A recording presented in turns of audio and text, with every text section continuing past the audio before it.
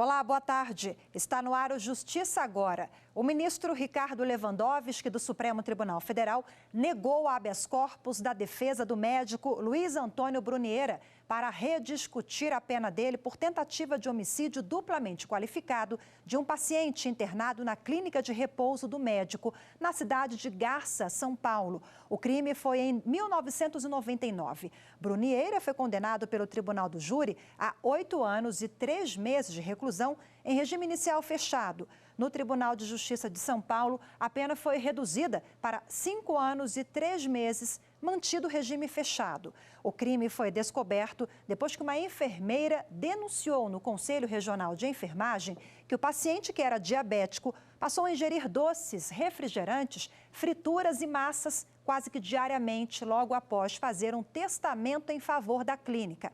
O paciente também passou a receber cada vez menos insulina, situação que chocava os enfermeiros, que eram orientados a anotar no prontuário que o medicamento estava sendo ministrado normalmente. O plenário do Supremo Tribunal Federal vai analisar se é possível a prisão imediata do réu nos casos em que há condenação no Tribunal do Júri Popular. Quem tem as informações é a repórter Manuela Borges. Por meio do plenário virtual, os ministros entenderam que, dada a relevância do assunto, o colegiado da Suprema Corte tem que se posicionar. A soberania da decisão do júri popular permite a imediata execução da pena imposta pelo Conselho de Sentença. Há inúmeras interpretações para isso. Um recurso apresentado pelo Ministério Público de Santa Catarina questiona o entendimento do Superior Tribunal de Justiça num caso de feminicídio duplamente qualificado.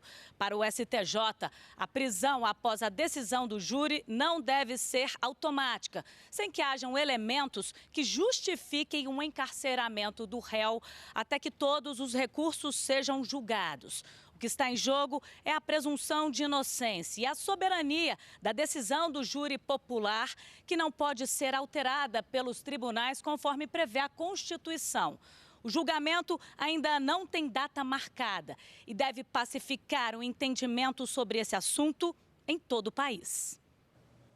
A Justiça do Rio de Janeiro condenou uma empresa de videogame por dano moral a um usuário que foi banido de um jogo. Quem tem os detalhes é a repórter Evne Araújo. A decisão é inédita no judiciário brasileiro. O caso foi parar no Tribunal de Justiça do Rio de Janeiro porque um jogador se sentiu lesado pela administradora do game. Ele foi banido sob a alegação de que teria passado mais tempo online do que é permitido pelas regras do jogo.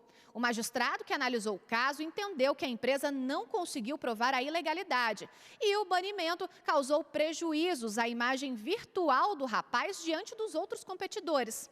Agora, a administradora vai ter que aceitar o jogador de volta com toda a pontuação que ele já havia obtido, além de pagar indenização de R$ 5.000 por danos morais. Superior Tribunal de Justiça estabelece que é possível penhorar bem de família para pagar dívida de construção parcial de imóvel. Vamos conferir agora na reportagem. O recurso foi apresentado ao STJ pelos donos da casa, contra acórdão do Tribunal de Justiça do Rio Grande do Sul. O TJ estadual permitiu a penhora do terreno com obra de alvenaria inacabada para o pagamento de R$ 10.700 à empresa de pequeno porte responsável pela construção.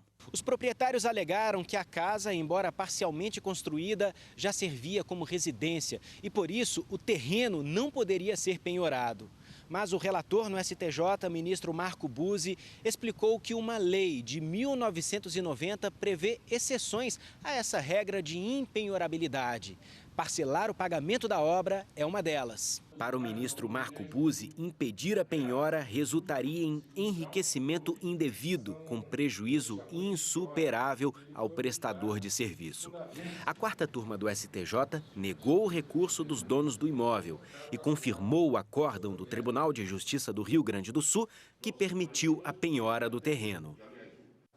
E esta edição do Justiça Agora fica por aqui. Para você, uma ótima semana, boa tarde, até amanhã.